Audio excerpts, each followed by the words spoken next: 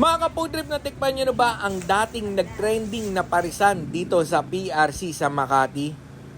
Ito nga yung Alex Pares. At meron na silang bagong pwesto dito pa rin sa Reyes Avenue sa gitna ng Batute Street at Cristobal Street. Inabangan nga natin ang bagong luto nila na kanin at pares. Titikman natin ngayon kung pares pa rin ba ang templada, ang lasa at ang quality ng kanilang pares at kanin. Grabe mga ka-food trip, kita ko na agad nag-uumapaw sa taba. Tapos sabayan pa ng iba't iba nilang rekado. Meron sila ditong tumbong, balat, isaw, at kung ano-ano pa, kayo ng bahala pumili. Sa mga gustong pumunta, ipin nyo na lang sa Waze o Google Map, Mercury Drugstore, A. Reyes Avenue o PRC. Nag-iisa lang naman yan dito sa habaan ng PRC. Mga ilang store lang ang pagitan, makikita nyo na agad ang Alex Pares. Medyo lumit nga ang pwesto nila dito. Di katulad doon sa nauna nilang pwesto na medyo extended.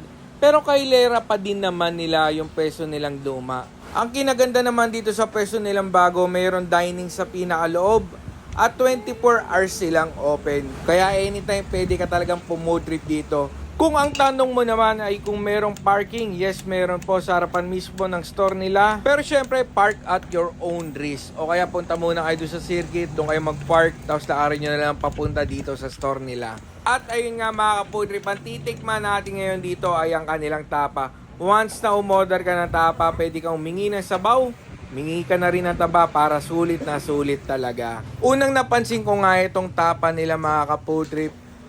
Unang kain ko ng tapa nila, madaming paminta at madaming bawang. Sabi ko, mas less ngayon na siguro dahil mataas kasi ang bilhin kaya siguro nagbawas. Sa Paris naman halos walang pinagkaiba. Yung amoy lang mas mabango ngayon kesa nung dati. Tikman na nga agad natin yan. Simulan natin sa sabaw mga ka-food trip.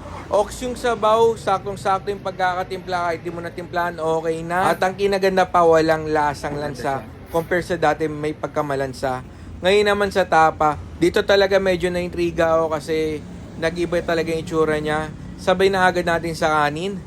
Ang masasabi ko lang mga ka-food trip, mas gusto ko yung tapa ngayon.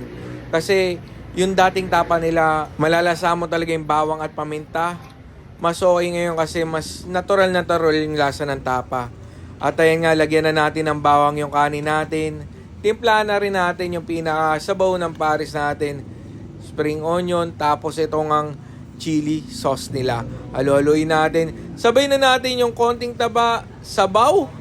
At syempre yung tapa nila. Patay ng saktong laki ng tapa, kapartner ng taba, kanin, at ang sabaw. Para sa inyo to mga ka-food trip. Isang subo. Oh! God bless sa lahat. Ang masasabi ko lang, mas okay yung ngayon compare sa dati. Yun lang mga food trip. See you next vlog. Bye!